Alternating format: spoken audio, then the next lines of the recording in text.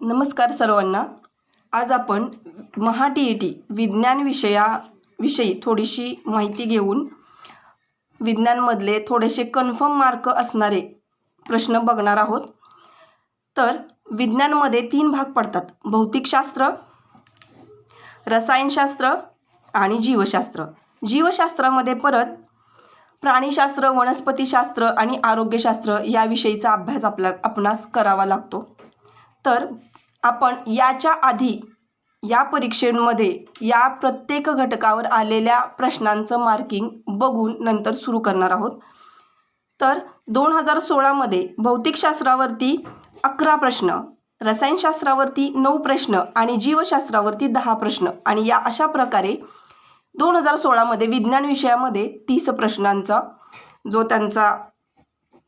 त्यांनी कंप्लीट केलेला आहे. तर 2017मध्ये भौतिकशास्त्रावरती 10 प्रश्न, रसायनशास्त्रावरती 12 प्रश्न आणि जीवशास्त्रावरती 8 प्रश्न असं वेटेज आपल्याला बघायला मिळतं. तुम्ही जर मागचे झालेले पेपर जर बघितलेत किंवा ते जर काढलेत आणि चेक केलेत तर हे जे प्रश्नांचं मार्किंग आहे ते या पद्धतीनं आहे.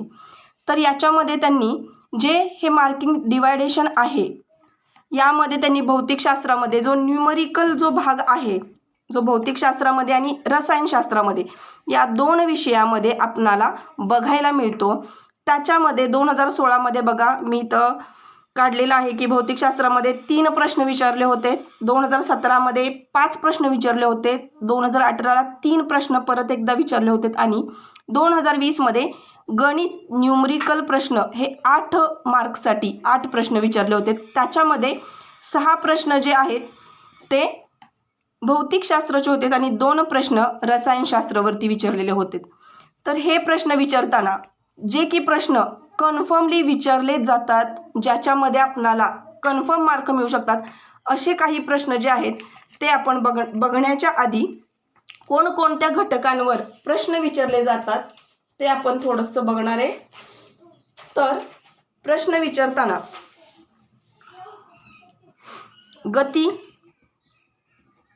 गतीवरती प्रश्न विचारला जातो, कार्यावरती प्रश्न विचारला जातो, विस्थापनावरती प्रश्न विचारला जातो. त्यानंतर विद्युत शक्तीवरती गेल्या वर्षी प्रश्न विचारला गेला होता, विद्युत शक्ती. त्याच्यानंतर याच्यामध्ये आणखीन विचारले जाणारे प्रश्न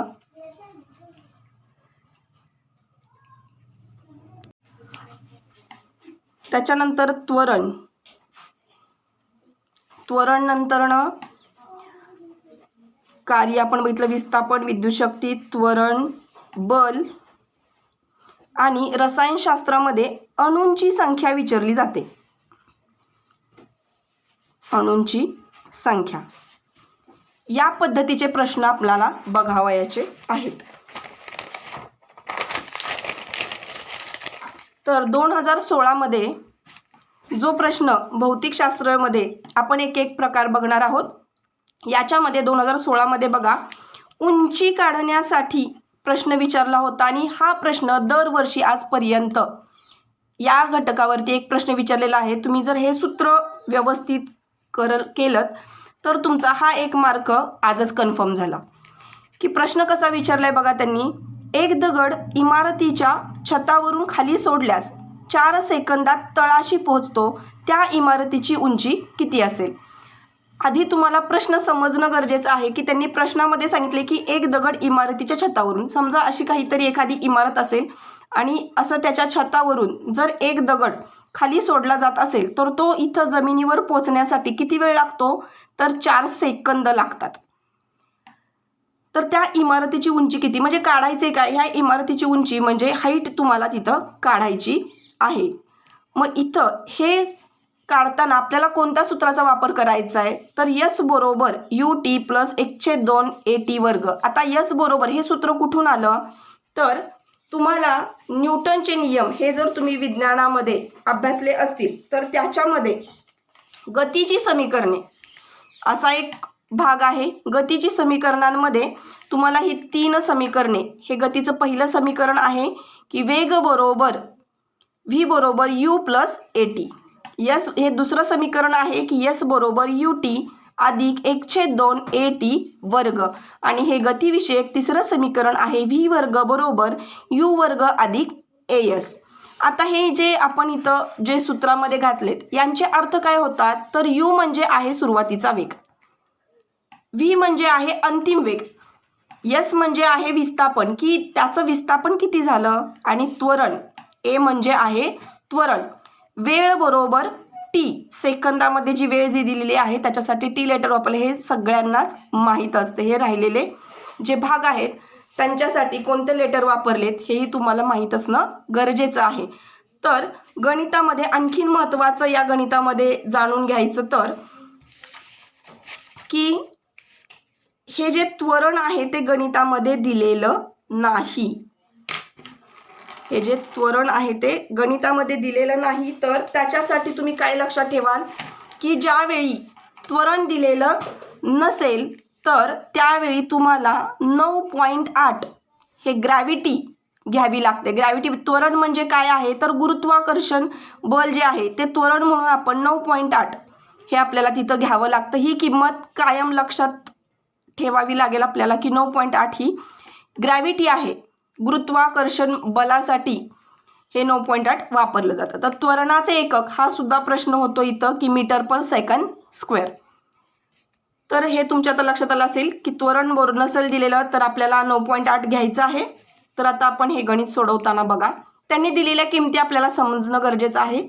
तर यस म्हणजे आहे विस्थापन. तर विस्थापन किती झालंय जे आपल्याला इथं आपण हाईट h म्हणतोय ते झालेलं विस्थापन आहे की दगड इमारतीच्या छतावरून खाली पडलाय म्हणजे त्यानं इथून एवढं अंतर पार केलंय आणि यालाच काय म्हणतात विस्थापन म्हणतात. आणि मग हे आता आपल्याला काढायचं आहे.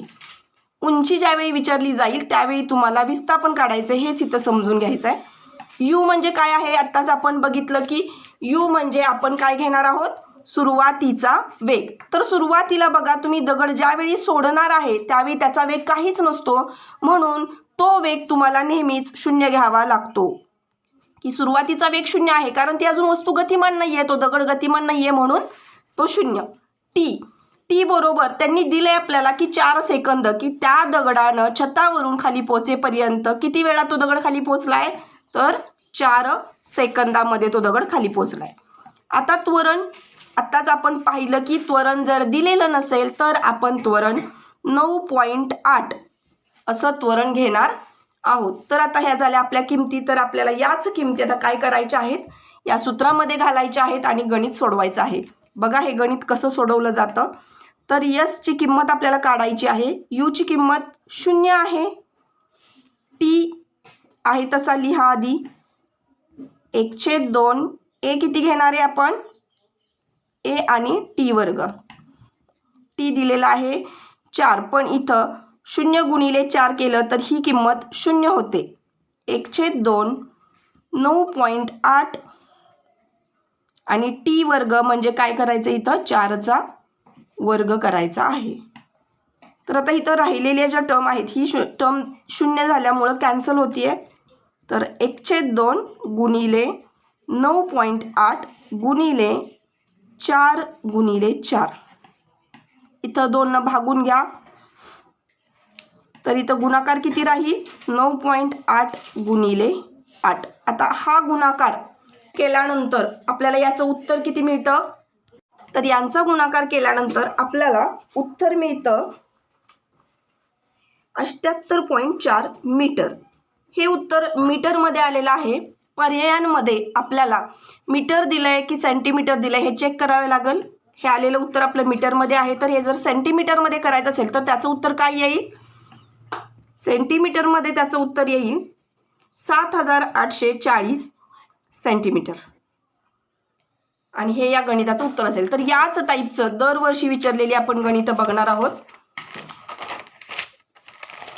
2017ला हेच गणित कसं फिरवून विचारलंय याच पद्धतीने बघा की ज्यावेळी त्यांनी अदलून बदलून विचारलेत की एकदा त्यांनी उंची विचारली आहे तर एकदा त्यांनी लागणारा वेळ विचारलाय. म्हणजे टी आणि यस हे जे आहेत हे 2 घटक आपल्याला काढण्यासाठी ह्या सूत्राचा वापर करायचा आहे. एक दगड उंच पुलावरून खाली सोडला असता तो तळाशी पोहोचेपर्यंत 44.10 मीटर अंतर कापतो. तो दगड तळाशी पोहोचण्यास किती वेळ लागेल हा प्रश्न 2017ला विचारलाय. त्यामध्ये सुद्धा आपल्याला हेच सूत्र वापरायचं आहे. त्यांनी विचारलेला प्रश्न काय आहे की एक दगड उंच पुलावरून, की एखादा पूल आहे आणि त्याच्यावरून तो दगड सोडलाय आणि तो सोडला असता तो ज्यावेळी इथं तळाशी पोहोचतोय तोपर्यंत त्यानं पार केलेलं अंतर दिलंय त्यांनी. म्हणजे हे अंतर किती आहे तर 44.10 मीटर इतकं अंतर त्यानं पार केलंय. मग ते अंतर पार करताना तो इथून इथं पोहोचण्यासाठी किती वेळ लागला असा त्यांनी प्रश्न विचारलाय. आता त्यानं पार केलेलं अंतर म्हणजे झालं विस्थापन. तर विस्थापन किती झालंय त्याचं तर हे अंतर म्हणजेच आहे विस्थापन. तर यस बरोबर आता विस्थापन दिलेलं आहे 44.10. टाइम किती लागलाय तो आपल्याला काढायचा आहे. यू म्हणजे काय आहे आपण मागच्या गणितामध्ये बघितलंय की यू म्हणजे आहे सुरुवातीचा वेग. मग सुरुवातीचा वेग नेहमी आपण काय म्हणतोय की सुरुवातीला वेगच नाहीये, तो गतिमान नाहीये ती वस्तू, म्हणजे तो वेग आहे 0. आणि ए म्हणजे त्वरण आहे. त्वरण दिलेलं नसतंच या गणितांमध्ये. ह्या गणितामध्ये फक्त एक किंमत दिलेली असते, एक तर अंतर दिलेलं असतं किंवा टाइम दिलेला असतो आणि आपल्याला हे गणित सोडवायचं असतं. तर इथं आपण घेणार आहे 9.8. आता या सूत्रामध्ये किमती घातल्यानंतर इथं परत एकदा टी तर आपल्याला माहीत नाहीच, 1/2 ए ची किंमत आहे 9.8 आणि टी आपण काढायचा आहे. तर इथं यस ची किंमत दिलेली आहे 44.10 बरोबर. ही इथं 0ने गुणल्यामुळे ही टर्म इथं कॅन्सल होईल. शिल्लक राहिलेल्या टर्म आपण आहे अशा लिहून घेऊयात. तर इथं एकतर तुम्ही भागाकार करून घ्या किंवा मग हे 2 इकडं आणून नंतर भागाकार केलात तरी चालेल. की बेके बे, बेचोक 8, 1 उरला 92, 18. त्याच्यामुळे हे उत्तर येईल 4.9. त्यामुळे इथं राहिलंय 4.9 गुणिले टी वर्ग. तर टी वर्ग बरोबर काढताना आपल्याला आता इथं 44.10 भागिले हे इकडून इथं भागिले होतील बरोबर टी वर्ग. आता हा भागाकार पूर्ण केल्यानंतर तुम्हाला उत्तर काय मिळतं तर 9. टी वर्ग बरोबर 9 येईल आणि मग टी बरोबर 9चं वर्गमूळ 3 येतं. म्हणजेच ते अंतर पार करण्यासाठी 3 सेकंद एवढा कालावधी लागतो. बघा दरवर्षी हा प्रश्न विचारला जातो, त्यामुळे यावर्षीही हा प्रश्न विचारला जाईल. 2017ला विचारला गेलेला प्रश्नामध्ये बदल केला होता, फक्त अंतर दिलं होतं आणि वेळ विचारला होता. तर तेच आपण पुढे बघूयात. 2018ला विचारलेला प्रश्न. 2018 मध्ये हेलिकॉप्टरमधून सोडलेल्या अन्नाचे पाकिट 6 सेकंदात जमिनीवर पडते. हेलिकॉप्टरची जमिनीपासूनची उंची टिंब असते. बघा प्रत्येक वर्षी त्यांनी काय केलंय तर त्यांनी जे पण प्रश्न विचारले त्याच्यामध्ये पहिल्या वर्षी त्यांनी आपल्याला उंची काढायला सांगितली, दुसऱ्या वेळेस आपल्याला टाइम काढायला सांगितलं. आता परत त्यांनी उंची विचारली आहे. म्हणजे पुढच्या पेपरमध्ये काय असणार आहे हे अंदाज तुम्ही लावू शकता की दरवर्षी हा प्रश्न विचारला गेलेलाच आहे. या पद्धतीने आपण एक एक टॉपिक बघणार आहोत. तर हेलिकॉप्टरमधून सोडलेले अन्नाचं पाकिट 6 सेकंदात म्हणजे टी दिलाय त्यांनी. टी किती दिलाय 6 सेकंद जमिनीवर पडते. हेलिकॉप्टरची जमिनीपासूनची म्हणजे इथं काहीतरी हेलिकॉप्टर जर जात असेल तर ते जमिनीपर्यंतची जी उंची आहे ती आपल्याला काढायची आहे. म्हणजे काढायचं काय आहे यशची किंमत काढायची आहे. म्हणजे यश बरोबर आपलं प्रश्नचिन्ह असेल. आता ए ची किंमत तुम्हाला माहीत आहे 9.8 घ्यायची आहे. तर यश बरोबर काय येणार आहे सूत्र आहे आपलं यू टी अधिक 1/2 ए टी वर्ग. तर सुरुवातीचा वेग 0 असतो अधिक 1/2 इथं आपण घेणार आहे 9.8 गुणिले टी वर्ग म्हणजे 6 गुणिले 6. इथं आता पुढचं कॅल्क्युलेशन करताना बघा यस बरोबर काय येईल 1/2 गुणिले 9.8 गुणिले 6 गुणिले 6. बेक बे त्रिक 6 होतात. तर 9.8 गुणिले 3 गुणिले 6 तर हा गुणाकार आपल्याला पूर्ण करून घ्यायचा आहे। या गुणाकाराचं उत्तर किती येतं? साहित्रिक 18 होतात म्हणजे 9.8 गुणिले 18 बरोबर मीटर, 176.4 मीटर हे एवढं त्याचं उत्तर येतं। आणि तेच जर आपण सेंटीमीटर म्हणजे त्यांनी उत्तर मीटरमध्ये दिलेलं असेल किंवा सेंटीमीटरमध्ये दिलेलं असेल तर सेंटीमीटरमध्ये हे उत्तर येणार आहे 1764 सेंटीमीटर। बघा हे 2018ला विचारलेलं गणित आहे। त्याच्यानंतरनं 2020ला एक गणित झालेलं आहे। तर आज आपण एक भाग कंप्लीट केलेला आहे। तर या भागामध्ये तुम्हाला जरी गणितं समजली असतील तर कमेंट करा।